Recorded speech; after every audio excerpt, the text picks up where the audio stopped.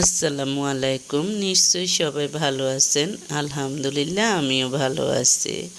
আজকে আমি আপনাদের সাথে শেয়ার করব সূরা ইয়াসিনের অর্থ, অর্থাৎ খুব সংক্ষেপে অর্থটা কি বোঝানো হয়েছে ইয়াসিন সূরাতে সেটাই আলোচনা করব।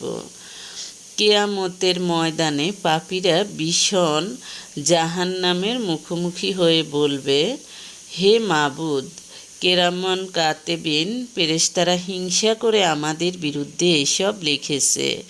অর্থাৎ আমরা কোনো পাপ কাজ করি নাই, এত জঘন্য কাজে আমরা লিপ্ত হই নাই, এগুলো আমাদের নামে কিরামান কাতেবিন হিংসা করে লিখেছে। তখন আল্লাহ তাদের জবান বন্ধ করে দিয়ে হাত পায়ের জবান খুলে দিবে। হাত পা সমূহ সাক্ষ্য দিবে কবে কোথায় কি কি কাজ করেছে। চোখ সাক্ষ্য দিবে, সব কিছুই সাক্ষ্য দিবে।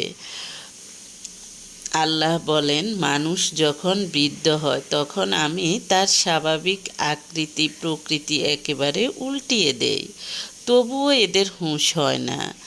এরা অন্য অর্থে বোঝা যায় আল্লাহ বলেছেন, একই মানুষের শিশু, বালক, কিশোর, যুবক, প্রৌঢ় ও বৃদ্ধ বয়সের সময় আমি কিরূপ পরিবর্তন সাধনের ক্ষমতা রাখি তা প্রত্যক্ষ করে কি তোমরা আমার পূর্বাপর কার্যাদি সম্বন্ধে বিশ্বাসী হতে পারছো না?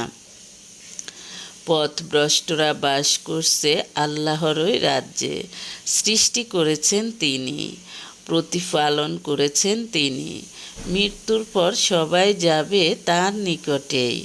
অথচ আজ কত অন্ধ, মন্দ, অকৃতজ্ঞ জাতি এই সর্বময় প্রভুর পরিবর্তে পূজা দিচ্ছে সুশ্রী, বিশ্রী, দ্বিহস্ত, দশহস্ত, নরমুণ্ড, নারীমুণ্ড, দৈত্যমুখ, হস্তিমুখ, বৃকোদর, জালাউদের কত রকম মানুষ ও ভূতপেতনিকে। আল্লাহ বলেন, কিয়ামতের ময়দানে তাদের সাথে তাদের ওসব উপাস্যদের উপস্থিত করব।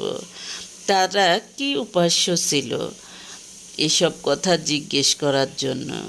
তারপর তাদেরকে তাদের উপাস্য সহ হাত পা বেঁধে জাহান্নামের আগুনে নিক্ষেপ করতে হুকুম দেব। এটা আল্লাহ বলেছেন। তাই অনেকেই দেখা যায় যে মুখে বলে, হ্যাঁ আমি ভালো, আমি এটা, আমি মিথ্যা বলি না, আমি গীবত করি না, এইটা সেটা। আপনি কি করেন না করেন সেটা মানুষ না জানলেও সেটা কিন্তু সৃষ্টিকর্তা সবই জানে, এবং আপনার দুই কাঁধের দুই ফেরেশতাও সব কিছু সম্পর্কে